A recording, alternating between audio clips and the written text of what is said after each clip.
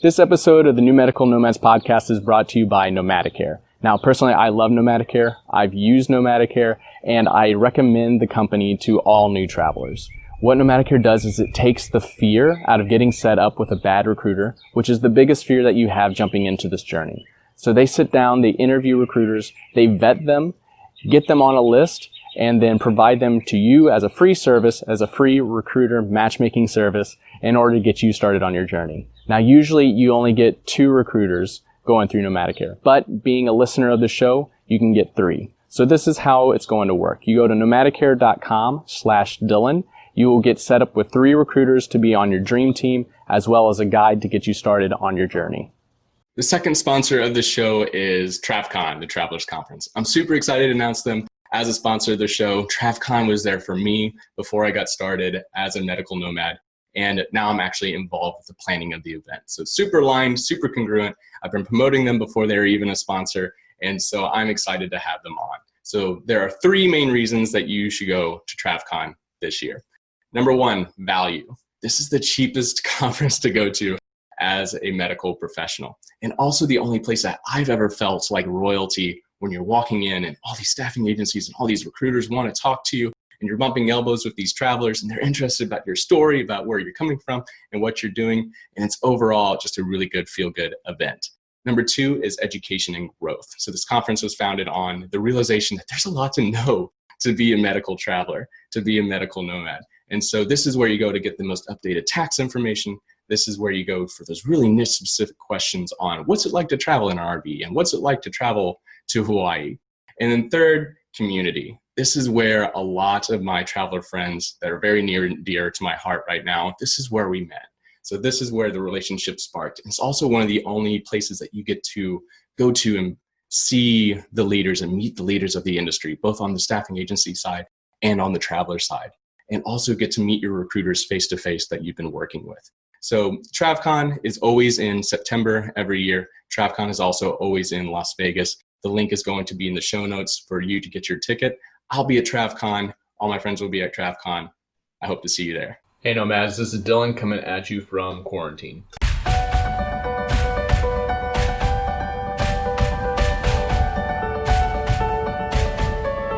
Hello everyone, welcome to another episode of the New Medical Nomads podcast. I am your host, Dr. Dylan Collier, and today's episode is the second part of the Peru story of me getting stuck in Peru.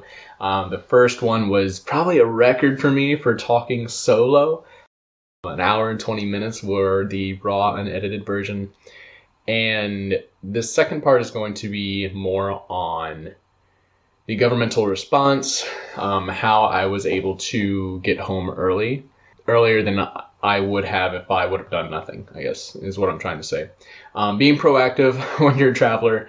For those that listen to the long, detailed story of our Peru experience with me and Jess, something that I did kind of really enjoy was when we were on the long bus ride back from that small village of Aguas Calientes outside of Machu Picchu back to Cusco. Immediately, one of our first conversations, once I could actually think of anything else other than just getting back to our stuff, was how, if we get stuck for 2 weeks indoors, what are we going to do? What's something that you've always wanted to learn? What's something that you would do to pass the time? Because at the time, it was only going to be 2 weeks. It's like, when else are we ever going to get 2 weeks of just indoors to learn whatever you want? To take advantage of this time, nothing else going on, what would you do? And I think that is part of the traveler mindset of being flexible, of being proactive, of looking at something that might be considered a negative and figuring out how to turn it into a win. And I think that's ultimately what we did when we got back to Cusco and realized we weren't going to be able to fly back immediately. So this is going to be a story on the government, and the overall theme of the story is that the U.S. government was pretty late to the party for this, and I apologize if you can hear the dogs in the background here on the farm. And the U.S. government was late to the party. They were slow to respond. They were largely unorganized. it was incredibly frustrating to be there, to be waiting, to feel like you're stuck and not going to be able to come back anytime soon. I'll talk about things that I did previous to this trip, talking about the STEP program. I think if you do any type of international travel, after everybody has experienced this whole COVID-19 thing, that it's really important to do this particular program. And then I will get into the kind of the day by day of what exactly happened during the quarantine, during our time stuck in Peru, and what the government responses were, and some nonprofits also getting involved as well. So before you do any international travels, there's something called the STEP program that you can get into, that is run by the U.S. government. STEP stands for Smart Traveler Enrollment Program. And basically, it's a way of keeping track of where you're at in the world. And so it's not like a full plan, because I never have a full plan when I do an international trip. I am much more likely to just have a general idea of how the travels were going to go. Pretty much the only thing I knew before I went on this trip, and even that changed, was that I was going to be 30 days in Colombia, 2 weeks in Ecuador, 2 weeks in Peru, and then 30 days in Argentina. I didn't know about the salt flats until we got to Peru or Ecuador with Jess. Jess really wanted to see them, and I'd never heard of them before. And so we were going to go see those. But the STEP program isn't like a one and done. You can always go back and change it. And so that is something that we put in our timeline of everything that's going to be happening. And that way the U.S. government knows where we're at. So if anything happens, honestly, I never thought of a pandemic. I always thought maybe a terrorist thing happened, or maybe an earthquake, or, tsunami or something, that they didn't want to know where I'm at, and whether or not they need to evacuate me or worry about me. And so that was something that we had going in. It was March 15th. I think on the last podcast I said the 14th. It's actually the 15th. The Peruvian president announces 15 days of mandatory quarantine. He did that at 8 p.m. It effectively started at midnight that night, so we had 4 hours warning. Next morning we get up and we find out that all the buses are canceled. All the trains but 2 were canceled. We wait in that long line for 5 hours. It wasn't until we get back on that bus that we realized that all the flights had been mysteriously canceled. So originally we were supposed to have 2 days that we could fly out of the country. That happened for nobody, including our German friend who had a plane ticket bought a week and a half in advance. They canceled his ticket as well. So it wasn't just everybody trying to buy a plane ticket to leave, because everybody was. But even if you had a regularly scheduled ticket, all those planes got canceled mysteriously. So the initial result, or my initial reaction, was that, and I still think this, that Peruvian government was trying to keep the tourists there. Tourism is that country's number one moneymaker. And so if they announce that they're closing borders, people are going to cancel their trips. If they announce that they're going to close their borders in 2 days, everybody's going to leave. So how do you keep people there? Because if people are there, they're still spending money on hotels. They're still spending money at the markets to feed themselves. They're still, buying things. So I think it was honestly a smart decision on their part to keep us all there. 4 hours warning, and then they canceled all the flights. It took U.S. government probably a week before we even got any type of response that they knew we were alive, that they knew we couldn't get out of the country. And as we were going through, we also, this was a few weeks later, found out that Peru had probably 6,000 residents in the U.S. There was a lot of us. So there was reports of 13,000 U.S. citizens in Peru. There was about 6,000 to 8,000 persons from England. And there was maybe around 6,000 Canadians in there as well, as we were going through and hearing the numbers and things. And there were 6,000 Peruvians in the U.S. And so what happened once the U.S. government started finally getting involved, Peru was not playing nice. They were changing, not only on the government side, for some of these nonprofits I'm going to talk about as well. They were changing the rules. They were making them resubmit applications and all this other stuff. And basically what they were trying to do is get the U.S. to pay for the Peruvian citizens to come back to Peru, because Peru is still a third world country, doesn't have a lot of money. And then once they did that, then the U.S. could repatriate us. That's still a feeling I have. I don't have any evidence to support that other than just the actions of the government, the Peruvian government.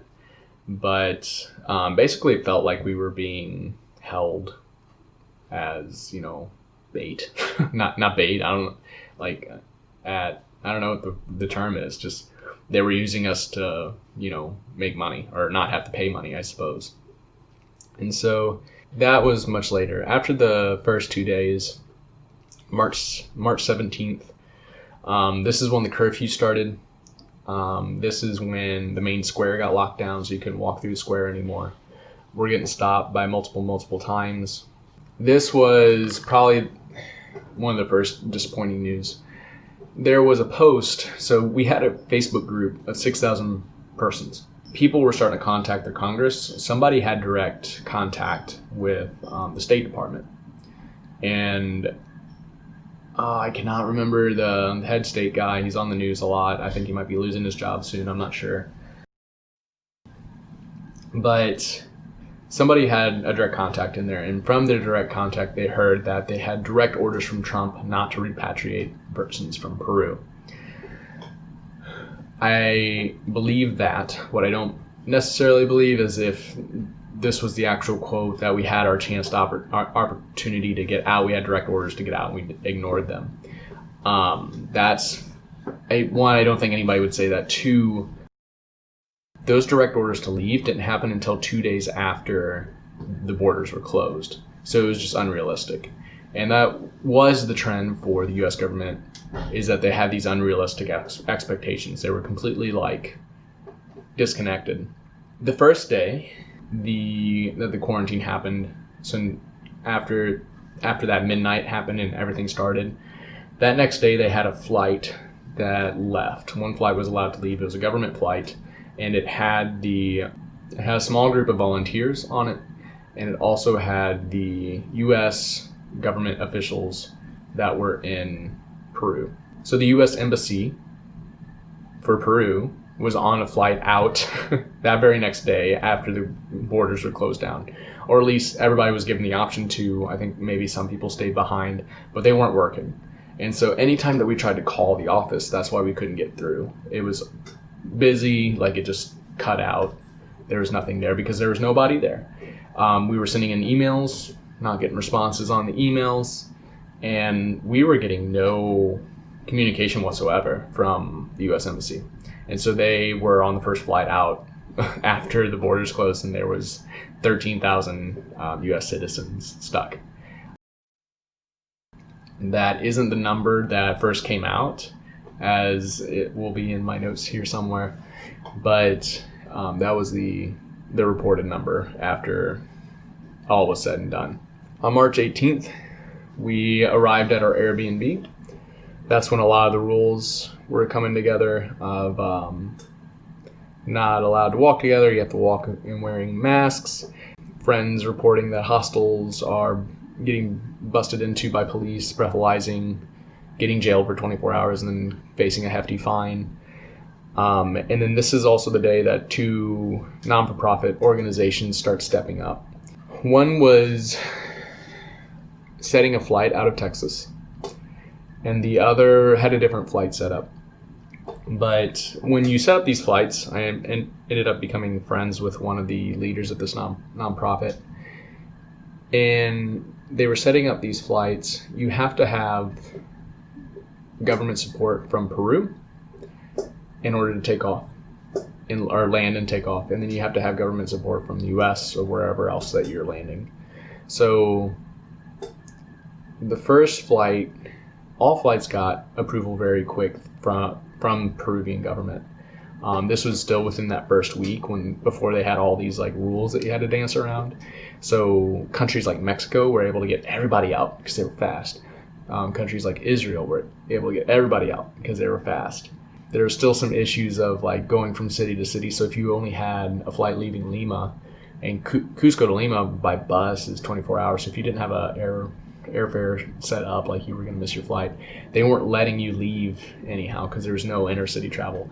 And so that comes later. Governments expect us to meet at this like one location. It's like an hour away, and you can't. There's no transportation. You can't. So it was very, very hard and unrealistic for those expectations. So they had Peruvian support for these airplanes, and they couldn't get support from the U.S. government to get us out. So the papers on the U.S. government side were not signed. And so even though they had a plane ready to go from Texas to get us out, the U.S. said no. Even though they had some other aircraft that were ready to go, they said no, there's some safety issues. They fixed the safety issues, then the U.S. government wouldn't sign the papers and said no. This went on for a while. So after there were several flights that they could have jumped on, the U.S. government, and had at least some people home, they said no. The next day, Trump comes on and says that there's a group of about 300 young people trapped in Peru, and it's going to be top priority to get them out. 300 was wildly off. There was, just in our group alone on that Facebook post, was 6,000.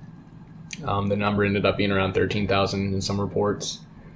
So at first we were all just screaming because this was wrong. There were many more people other than just 300. That was also the same night the police knocked on our door and were yelling at us in Spanish about having our lights on and being up at 9 p.m. when curfew started at 8 p.m. So that was when things started getting more serious. The next day I posted about it. This is when videos started surfacing of locals being out past curfew. They were being chased by Peruvian police on their motorcycles back to their homes. People were getting arrested for walking their dogs out in the front lawn in their own front yard. They would take the dogs out and then they'd get arrested. So there's videos of that.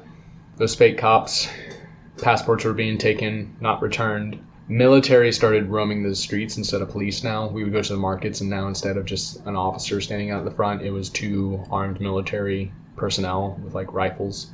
They had trucks going down the street yelling at people with a megaphone because they're even though the markets were open, people started going to the streets to like be a street vendor, but those weren't allowed. And so they were starting to enforce a lot of things. And then that was the day that we started putting covers up over our windows to keep police from looking in. It wasn't until March 22nd that we got our first actual communication from the U.S. Embassy. And their first communication to us was that 500 persons had been repatriated. Was asking everybody to use the STEP program and sign up. I'm not sure. I kind of just took that number for being accurate. I knew they had already like skipped and left town. But later on, I start really not buying the numbers that they were telling us. And so Peru announces that more enforcement is going to happen on repatriations, and they're only going to allow 1,000 people total out of the country. So all the Germans trying to leave, all the Canadians trying to leave, all the U.S. persons trying to leave, 1,000 total can only leave the country, the whole country, not just Lima. And so they start putting all these rules and stipulations, and anytime they changed a rule, then you had to start with the whole new application process. And it was around this time that one of the nonprofit groups found out that when the Israelis were leaving, they left behind some planes. It's not like they really left behind the plane, but the planes that they used was a U.S. company. Owner was Israeli. His flights were still in Cusco, just sitting there. And she found out about it and thought it was a no-brainer because now all of a sudden, like, you don't need paperwork in order to get the planes to land. You just have to get paperwork for them to take off and land in the U.S. And they're already U.S. company planes, so you know there are like safety features. Like everything seems so smooth. Peruvian government like approved it in an instance, and then all we needed was the U.S. government to sign on this. U.S. government said no, we're looking into other options. And it wasn't until, it was a little earlier than this. I think it was finally 4 or 5 days later that they had their first successful plane leave from Lima. So this was something ready to go. We could have been gone. There was 5 planes or something like that. Each can hold 200, 300 people. Like a massive amount of people could have been flown back home. People, elderly, the kids, persons running out of medical equipment or medications. They had this opportunity to get us back, and they didn't take it. Not only that, the U.S. government then partnered with a for-profit company exclusively, and then that for-profit company went underneath this nonprofit organization and took those planes from them and worked out a deal with that company to get those planes back. So the plane that I actually flew back on was one of those planes. And it was very clear to me after this point that the U.S. government getting us back was not the top priority. There were some other things going on. When I find them in the notes, I'll be talking a little bit about that in some articles that you can read up on it. I started to feel like I was one of these crazy conspiracy theorists when I was living through this whole thing. And it just started, it didn't make any sense, and still doesn't make sense for why they would continually pass up on this opportunity from these nonprofit organizations. One was really gung-ho about it, this one nonprofit organization. And that organization, this is what the organization does. They repatriate people and get people out of shitty situations, which is pretty cool. It's a pretty cool nonprofit. While Hurricane Dorian was going on, they repatriated 1,000 U.S. citizens or something when there was no electricity, no sewage and stuff like that. They had a stamp of approval from Obama, received a special letter and signature from him and all this stuff. So they're legit, and they are used to working with governments. And the U.S. government passed on this for some odd reason. The next day was March 23rd. The next day we had an email saying that before they had 500 people repatriated. This day, the U.S. government embassy had 600 people repatriated. That was also the first day that I finally got in touch with somebody from Congress in order to try and get myself and Jess's name on the list to get back home. The next email was stating that flights on the 23rd and 24th had been canceled, and they were blaming it on the Peru government. And despite reports of those flights being canceled, the numbers still went up 100 people per day. And that's why I stopped believing them. Because even though they had 0 flights going out, the numbers were still 500, 600, 700, 800, 900. And it was just, it wasn't believable. I think it was false. I think those numbers were false. And more congresspersons got in touch with me. I'd sent out, so being proactive, I saw some people talking with state, and so I figured, or talking with their congressman, and I figured, I can talk to mine. Well, I reached out to mine, they didn't reach out, so I made a big long post asking for support from friends and family to get me in touch with theirs, and I had so much support to get in. I was talking to 7 to 10 different offices to get me on their list, and I don't think they're supposed to help me if I'm not a constituent. Constituent means you can vote for them. You're in their area. But a lot of these office people are badasses, and they just if you told them hey, I'm from Missouri, they just tell you in the email I'm sure if you don't live in Minnesota, I am none the wiser, or something like that. And so they put my name on a list to make sure that I got back. And so I am so grateful. And I 100% believe that if I didn't have the support of those offices, if I wasn't put in touch with those offices from all my friends and family, that I would not have made it back. Because in the last one I talked about being super, super fearful of if by April or March 30th I wasn't out. I thought I was going to be stuck there for a very long time. Got to come back on April 1st, and it was, I believe, April 4th. They completely shut down all repatriation flights for like a whole week, and it took a long time for them to start it again because Peru just stopped altogether. They stopped getting people out. So I was pretty close to being correct that things and signs were pointing to that they were going to stop cooperating very, very quickly. And if I would have been just a few days later, I don't think I would have gotten home for a very long time. So very, very thankful for all my support back home. Thank you guys so much for helping me out and helping me to get back. So yeah, I was talking with about 7 to 10 different offices. Let's see, March 25th, U.S. Embassy was very, very confusing. At first it was just a step program. Then they were asking us to send all of our information to an email address. That was earlier. Now, March 21st, they're asking for us to send that same information, but in a different format to a different email address. And then later on, they came back and said, we want you to actually email the airlines directly so that they know where you're at. So we emailed 2 more emails from there. After that point, they then asked us to email our congresspeople all the information. And it was just so unorganized.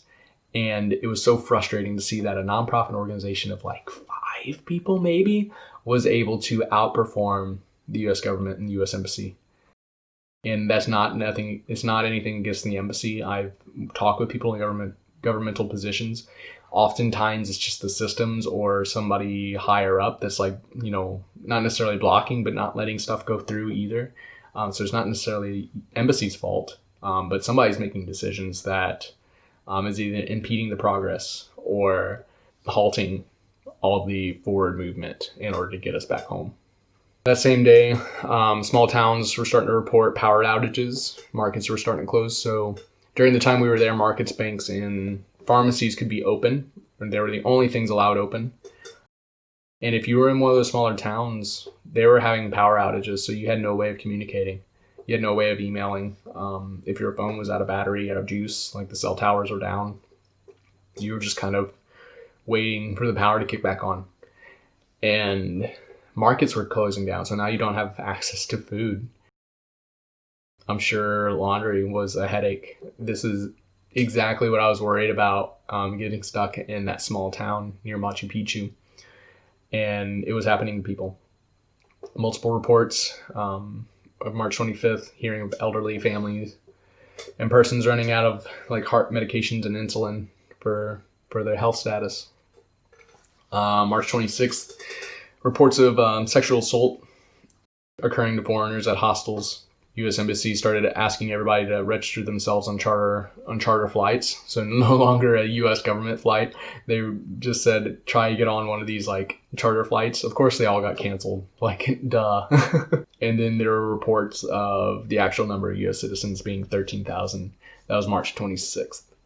So still a few days away from when Jess got to leave. More representatives got a hold of me. Finally, Jess got to leave on March 28th. She got to leave with one British person, obviously not on the same flight. They're heading to their homes. And then the very next day, the other 2 Brits got to head back home as well. March 29th is when the government exclusively partnered with the for-profit company. And then they went underneath that nonprofit company and got those 5 planes. That was also the same day that Peru extended the quarantine until April 13th.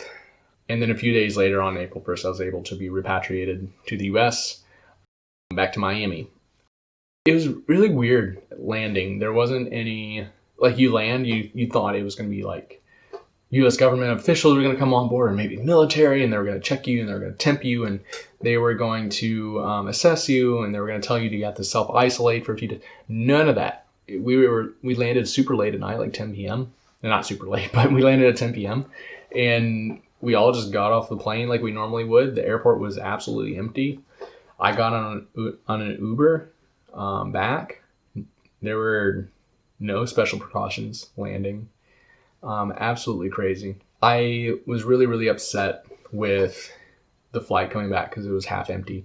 On the last episode, I mentioned this, but the planes were having a lot of empty seats, regardless of people being in the standby line trying to get on, and regardless of the large amount of people trying to get back home. And the planes,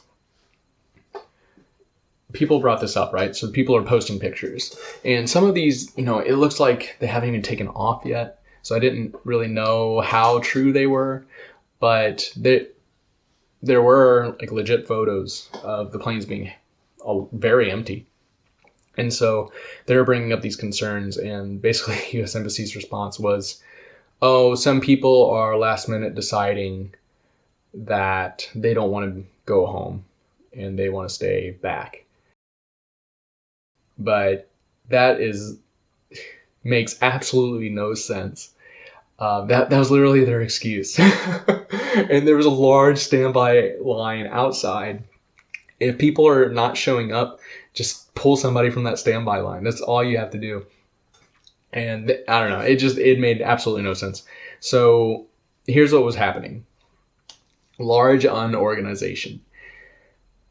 People, say like a 4-year-old toddler, were being prioritized. They were getting sent the letters to get out first on the airplane. Perfectly understand. That is great. What wasn't happening is that their parents were not receiving those letters. So now they have a seat for a 3-year-old or a 4-year-old, and the parents aren't allowed to get on the flight. So what do? Just drop off their toddler at the airport? Like, not going to happen. And so things like that were happening.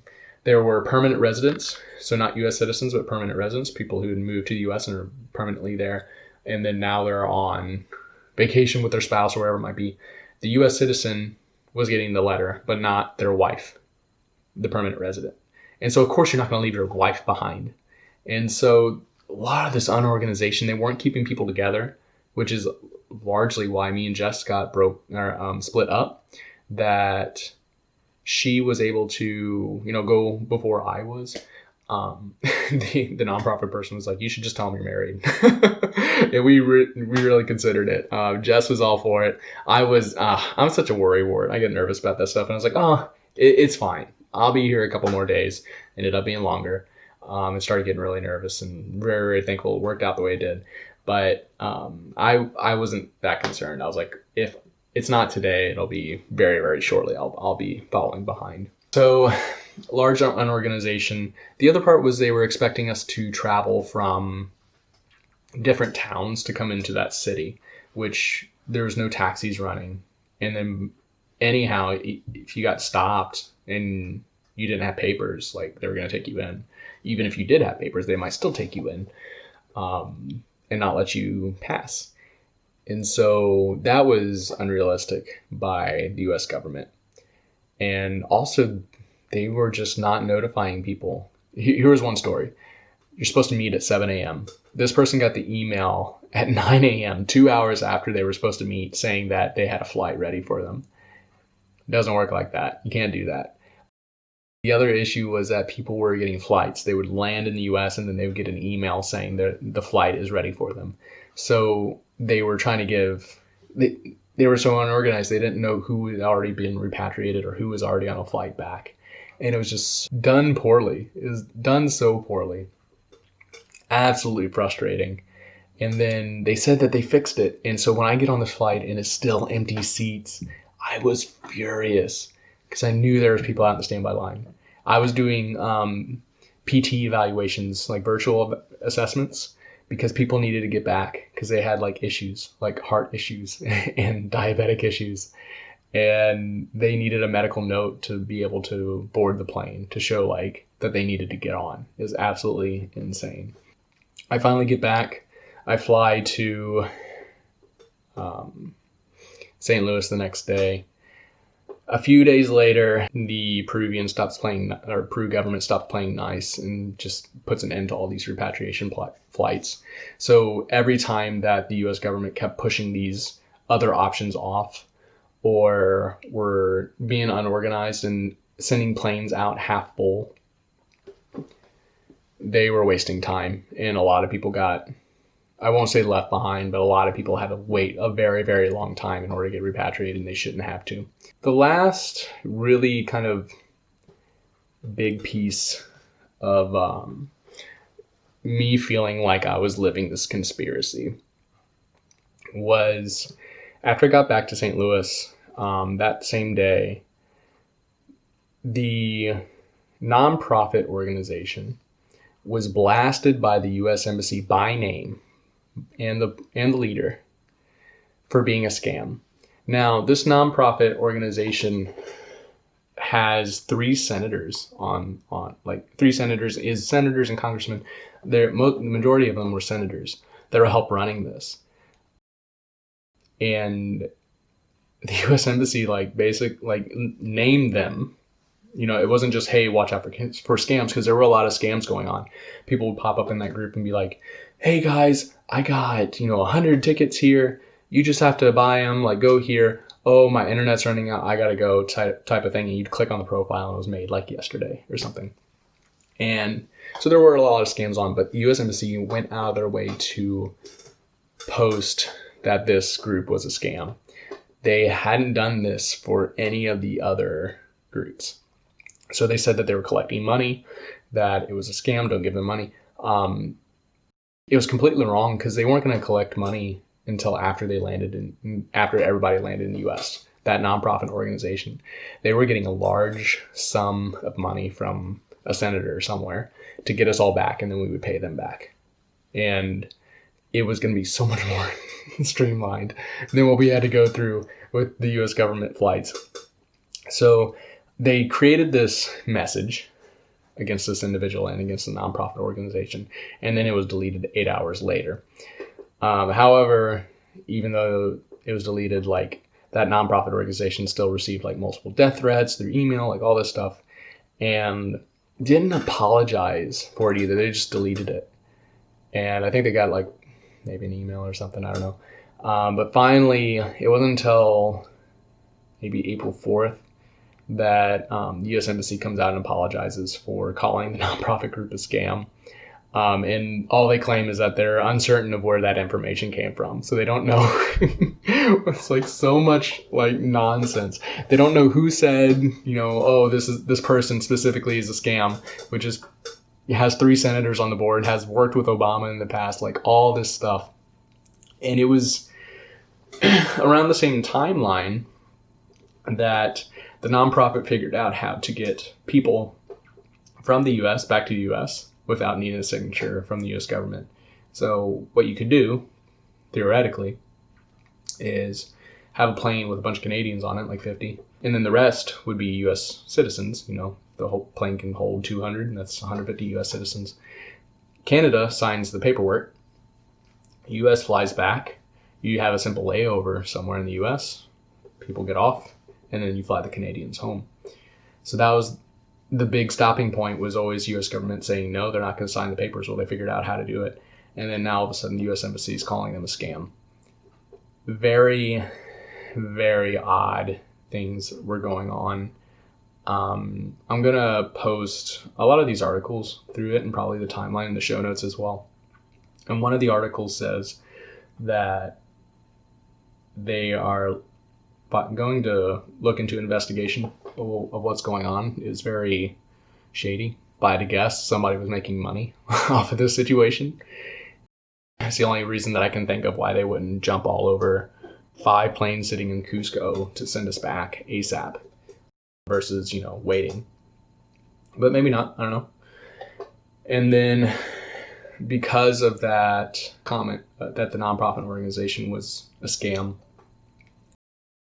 at the end of one of the articles, the senator said that they referred to a very good lawyer for slander and things like that. So I think there's going to be some things that follow up with this story. I think there's going to be some trials. I think there's going to be some litigation issues. And I hope so. Very, very odd situation to be in. Very sort of helpless when you're seeing all this effort being put in. And I think if there's one thing that I've taken away from this whole COVID-19 thing now that it's been a month or so, is that it's highlighting a lot of the issues that we're currently struggling with with the U.S. country as a whole. I still think this is a great place to live. After talking with a lot of foreigners, I think their countries have a lot of really nice perks to them. I mean, what we're seeing, clearly the Labor Department is being overrun. They're not being able to handle us. For everybody trying to, I'm not even part of unemployment. I'm just trying to get denied. It's now 46 days in that I haven't been told no, so that I can go and get federal support for this podcast for the LLC. And Australia doesn't have these issues. Everybody's, getting $1,000+ a week. Other capitalistic countries, not even the socialist countries and stuff like that are able to take care of everybody. Talking with other friends across countries, the U.S. is really the only one that are having these protests. No other countries fighting, trying to go back to work. Everybody seems to be following, their leadership, and everybody seems to be following social distancing because they all believe in it. They all believe in the science behind it. They all support those scientific communities that and health officials that are supposed to be in those roles. So just absolutely wild, but I think it's showing a lot of different holes that we have here that we can all do better. But certainly the U.S. Embassy could use some work in this area. So if you happen to go across borders, if you happen to take an international trip, for sure sign up for the STEP program. That's going to let the U.S. government know where you're at. Hopefully, if there's a big mad rush, you don't necessarily need to rely on them. Or hopefully, if there's a big mad rush, they can devote more attention to you versus all this mess. And I do think there were some other countries. Peru's not the only one. It was one of the only ones that made the headlines. But, I mean, you have that group down in Morocco that was in a really bad situation, like some really not good places to be. So again, super fortunate for everything that's happened so far with this whole ordeal. But STEP program, for sure, get traveler's insurance. I use Nomad for mine. World Nomad, I think, is the full name. I'll post a link for that as well. That was one that paid me, reimbursed me $6,000 after I got bitten by a dog and was worried that I had rabies. This is also not the first time I've been stuck somewhere. When I was in Indonesia, I went to an island called Nusa Penida, and they had no ATMs there, so I couldn't pull cash. So all of a sudden, I'm just like, and none of the credit card machines worked anywhere I went, of course. And so I was there for 3 days. Didn't know how to get back to the mainland because they needed cash. Eventually, I was able to find a broker, maybe, is that what you call them, where you go in, you just exchange money, currency exchange. That's what I was able to find. There's one on the island. It was a pretty big island. But always have an emergency stash of cash with you. That has come in handy so many times. In South America, some countries do use U.S. currency as well. So Ecuador actually uses U.S. currency. So that's super interesting. On top of that, things that'll keep you safe. Letting people know where you're at. I tend to be terrible at this. My parents will call me and I'll be in a completely different country and they had no idea that I was there for a week. So keeping people up to date with where you're located. There are apps that you can download. I'll see if I can't find any about location or where your family can kind of keep an eye on you. Snapchat has that feature where you can kind of go on and see where the cell phone is. Passports, make sure that they're up to date. You can go on the U.S. government website for travel and make sure that you have all the qualifications so you don't get stuck at the border not being able to enter. And so the example of this is that one of the reasons I didn't originally plan on going to Bolivia is because Bolivia was off limits. You had to have your own specific passport for that country. You had to buy it through the country. It was pretty expensive. I was like, nah, I'm not going to worry about it. But then by December, before I left for that trip, January, maybe February, and by the time I left, they had changed their rules to where U.S. passports were now you could just use your U.S. passport and get it, no problem. So you can look on that. And some countries have rules like passport needs to be good for at least 3 months. You have to have like a full 2 blank pages for your stamps. So you can read into the rules there when you're kind of looking at countries on where to go. And they also give a rating for the safety of that country while you're planning. So, for example, Argentina is like a level 1. You don't have to worry about anything more than you would at your own hometown, own home city. Indonesia, I think, was a level 2 for like some tsunamis, I think was the big one. And then say like Venezuela is like a level 5, do not travel type of thing. And so it's actually a really good piece of information. It tells you all the vaccines that you have to get. I'll be doing a separate podcast talking about exactly what I did, especially on the vaccine side, before I went to South America. But those are the big things to think about before you travel, especially insurance, especially the STEP program. Maybe having something on your phone that people can get a hold of you or see where you're at, something along those lines. And then I didn't realize how much communication how big of a deal that was. So you have 2 options. You can either have a SIM card that will work across U.S. countries, like across borders, or you can stop and get a SIM card in each different country that you went to. I actually didn't realize this, but every time you cross the border of a country, you have to get a new SIM card.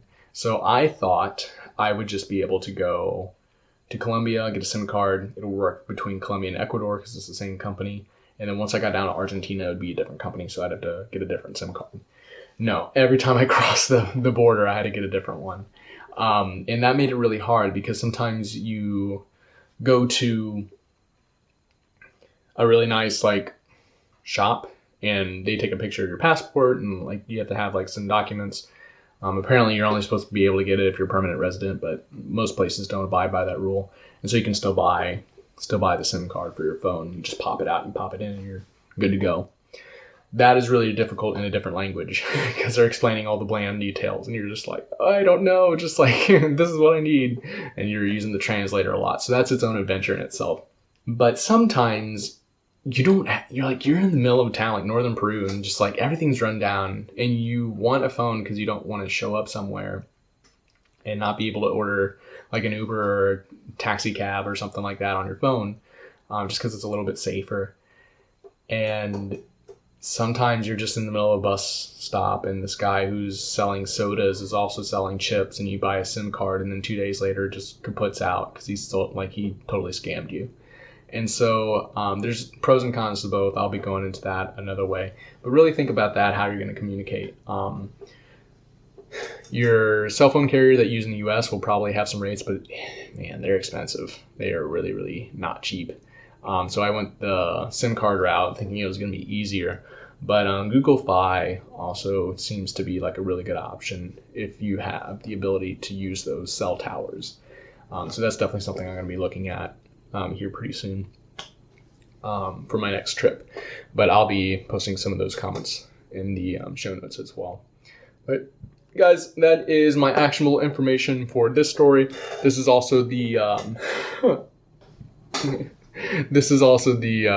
conspiracy story of Peru and the government side, and just seeing this whole mess kind of unfold and living through it. And so super thankful to finally get back. Again, I had to sign a promissory note that I was going to pay the government back. We still don't know what that is at all. Said it was going to be fair market price. Some people are claiming like $1,200. You could have bought those tickets like for $300. So $1,200 is definitely not fair market price. And again, I don't listen to anything unless it's coming from an authority figure now, just because there's a bunch of nonsense out there when you're going through that. But that is it for that story. I'm going to be doing some just general travel tips. I'm hoping this is the first time I really traveled with somebody, so I'm going to be doing some episodes on solo versus traveling with a companion. preparing for South America, some different things that I did this time versus my last big trip that made it super, super simple. So keep an eye out for those. If you're looking for the next episodes, I formally launch them on Facebook. You can search New Medical Nomads Podcast on Facebook. If you want early access to the episode, you can subscribe on YouTube, iTunes, or Spotify. And all of the comments, shares, likes, hearts, winky faces, any of that engagement allows more people to see this information, so we can help more people by getting this content out there. So thank you so much for that. It looks like I'm going to be staying here on the family farm for a little bit longer. So everybody have safe quarantine, everybody safe adventures, everybody have safe travels.